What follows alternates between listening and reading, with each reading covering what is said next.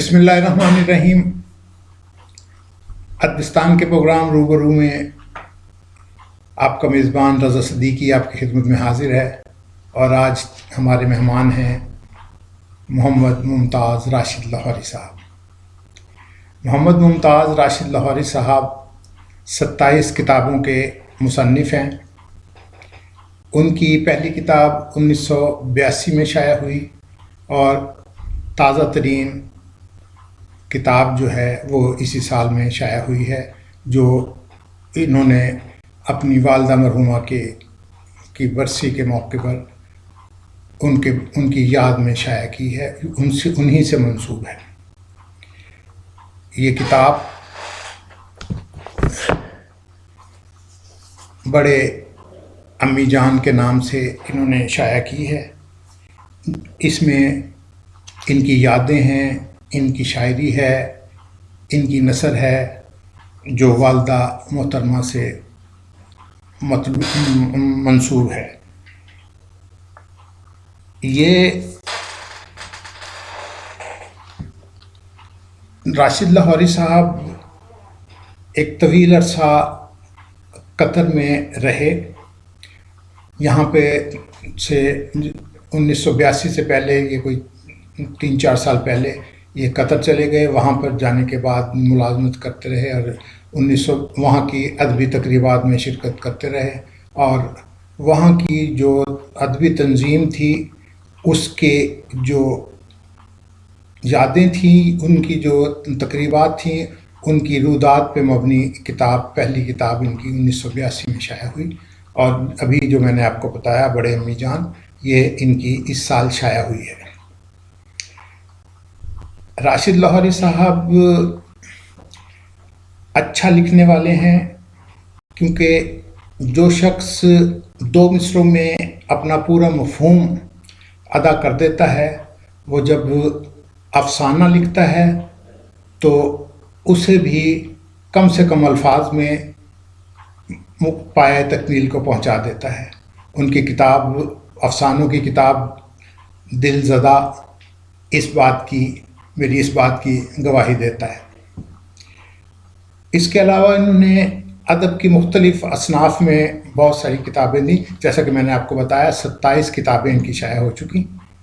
मैं दीगर तफसीलात पे जाने की बजाय हम इनसे मुलाकात करते हैं और इनसे इनकी शायरी सुनते हैं, क्योंकि नसर सुनना ज़रा मुश्किल काम होता है। तो आइए राशिद लाहौरी साहब से मुलाकात करते हैं। अस्सलाम वालेकुम राशिद लाहौरी साहब।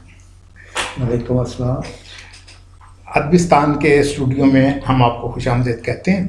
तो हम दीगर तफसीलात में जाने के बजाय आपसे आपकी शायरी सुनते हैं।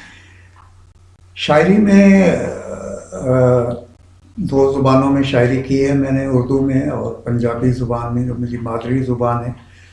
उर्दू शायरी में गज़ल और कथा निगारी का मेरा खुसूसी रुझान रहा, अगरचे बाद में तंज़ व मज़ाक़ की शायरी भी लिखी, नज़में भी लिखी, रुबाइयात भी लिखी।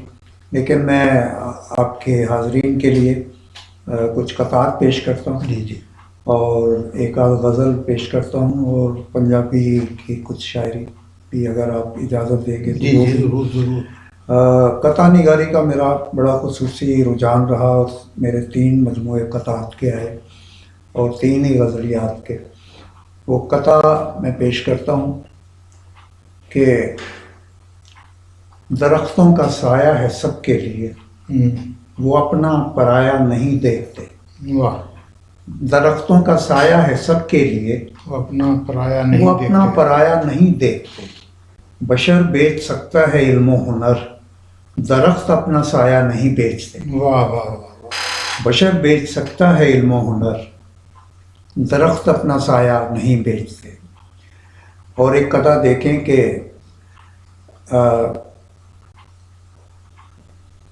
मैंने मांगा नहीं चमन सारा, मैंने मांगा नहीं चमन सारा, मैंने मांगा नहीं चमन सारा, तुम तबस्सुम का एक गुलाब तो दो।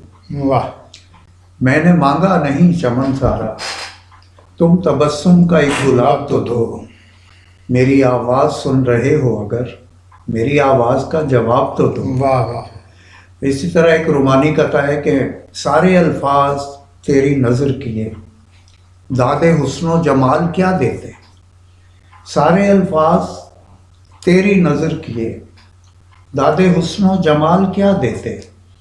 کہہ دیا جب تجھے غزل جیسا اس سے بہتر مثال کیا دیتے. واہ واہ. کہہ دیا جب تجھے غزل جیسا اس سے بہتر مثال کیا دیتے. واہ. اچھا، شاعری میں ایک شاعری کی ایک قسم ہے جسے محاکاتی شاعری کہتے ہیں، یعنی لفظوں کے ذریعے تصویر کشی کرنا.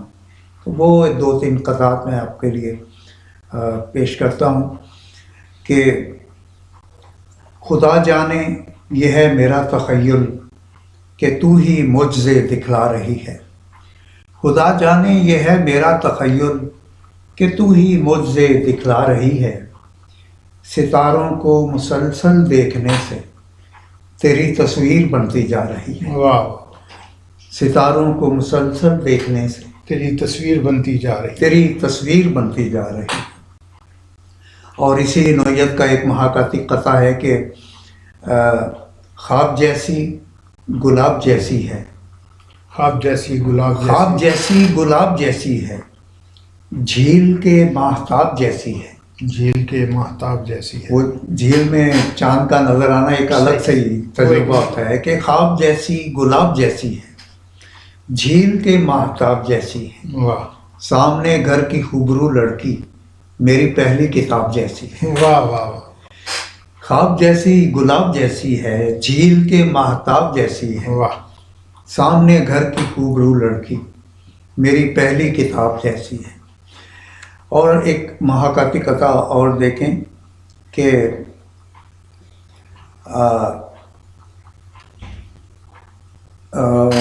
پہلا مصرع میں بھول رہا ہوں. میرے شوق مصوری کے لیے، میرے شوق مصوری. یوں سمجھیے کہ یہ قطع جو ہے وہ ایک مصور کہہ رہا ہے صحیح کہ میرے شوق مصوری کے لیے اس نے جب رخ کو بے نقاب کیا. اس نے جب رخ کو بے نقاب کیا. میرے شوق مصوری کے لیے اس نے جب رخ کو بے نقاب کیا. عارض و لب بھی خوب تھے لیکن میں نے آنکھوں کا انتخاب کیا. واہ واہ واہ. میرے شوق مصوری کے لیے اس نے جب رخ کو بے نقاب کیا. عارض و لب بھی خوب تھے لیکن میں نے آنکھوں کا انتخاب کیا. وہ یہ کچھ رومانی قطعات تھے.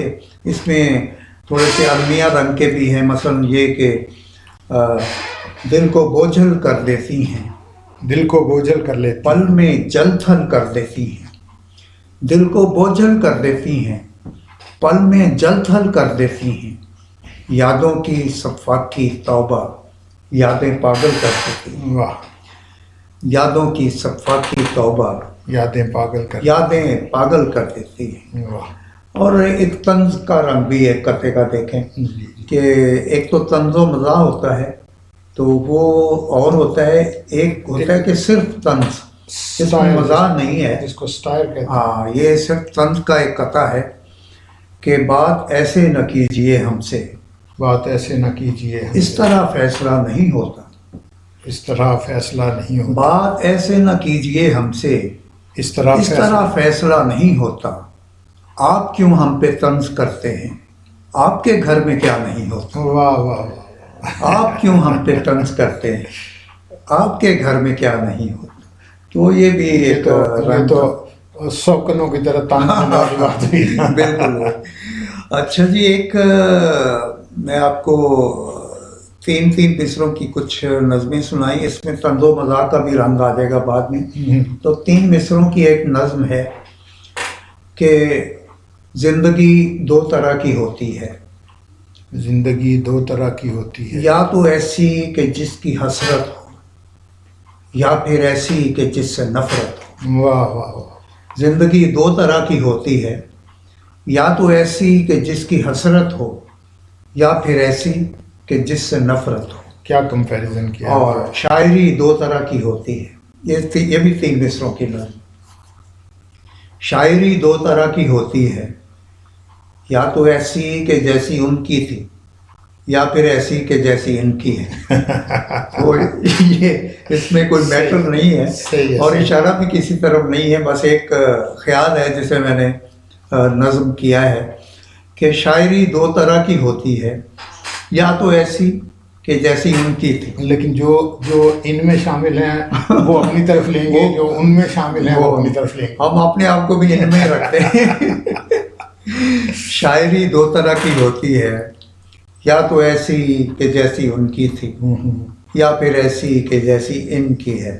اسی طرح ہے 3 مصروں کی نظم ہے کہ کھوپڑی دو طرح کی ہوتی ہے. تو تھوڑا سا مزاحیہ رنگ ہے کہ کھوپڑی دو طرح کی ہوتی ہے، ایک ایسی کہ مغز ہو جس میں، برین.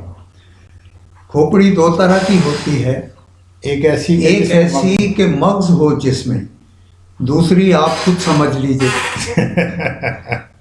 مجھے 3 مصروں میں اپنی بات مکمل کرنا ہوتی ہے کہ کھوپڑی دو طرح کی ہوتی ہے، ایک ایسی کہ مغز ہو جس میں، دوسری آپ خود سمجھ لیجیے. اصل میں آپ کی یہ جو مختصر شاعری ہے، یعنی کہ مختصر 3 مصری جو ہے نظمیں ہیں، اس سے مجھے آپ کے وہ دل زدہ کے جو افسانے وہ افسانے نہیں ہیں، وہ بلکہ افسانچے ہیں جو ایک صفحے پہ یا زیادہ سے زیادہ 1.5 صفحہ جو ہے نا وہ اس پہ ہوتے ہیں، لیکن اس میں افسانے کو آپ نے کمپیکٹ کیا ہے کہ جو کچھ آپ کہنا چاہ رہے ہیں وہ بڑے مختصر انداز میں.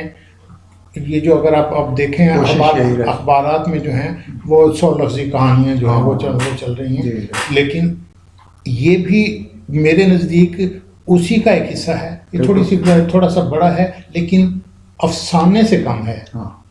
یہ افسانچے ہیں اور بھرپور قسم کے افسانہ تو کم از کم 4-5 صفحے کا تو ہونا ہی چاہیے. تو یہ جو ہے اس میں، لیکن چونکہ آپ شاعر ہیں، جیسا کہ آپ یہ مختصر نظمیں کہہ رہے ہیں، تو وہ اس میں بھی آپ نے اسی انداز کو بنایا ہوگا. اچھا، ایک نظم اس میں رہ گئی 3 مصروں کی، وہ بھی سن ہی لے. وہ آپ نے یہ سن لیا، زندگی دو طرح کی ہوتی ہے، شاعری دو طرح کی ہوتی ہے، کھوپڑی دو طرح کی ہوتی ہے. تو یہ بھی ایک تھی 3 مصروں کی نظم کہ بیویاں دو طرح کی ہوتی ہیں. اچھا. بیویاں دو طرح کی ہوتی ہیں، کچھ تو ایسی کہ جیسی پریاں ہوں. واہ. بیویاں دو طرح کی ہوتی ہیں، کچھ تو ایسی کہ جیسی پریاں ہوں، اور کچھ جیسی ہم سبھی کی ہیں. صحیح. نظام میں یہ بھی ہے. اچھا. میں اپنی بات کی بنیاد سچ پہ رکھتا ہوں، میں اپنی بات کی بنیاد سچ پہ رکھتا ہوں، یہ اور بات کہ لہجہ میرا دبنگ نہیں. واہ واہ. میں اپنی بات کی بنیاد سچ پہ رکھتا ہوں، یہ اور بات کہ لہجہ میرا دبنگ نہیں. اور شعر ہے کہ فضائے امن و سکون جن کے دم سے ہے برباد. فضائے امن و سکون جن کے دم سے ہے برباد، سوائے ان کے کسی سے ہماری جنگ نہیں. واہ واہ واہ. فضائے امن و سکون جن کے دم سے ہے برباد، سوائے ان کے کسی سے ہماری جنگ نہیں. اور مقطع ہے کہ کسی کا اپنا ہی دل تنگ ہو تو ہو راشد، کسی کا اپنا ہی دل تنگ ہو تو ہو راشد، زمین شہر محبت کسی پہ تنگ نہیں.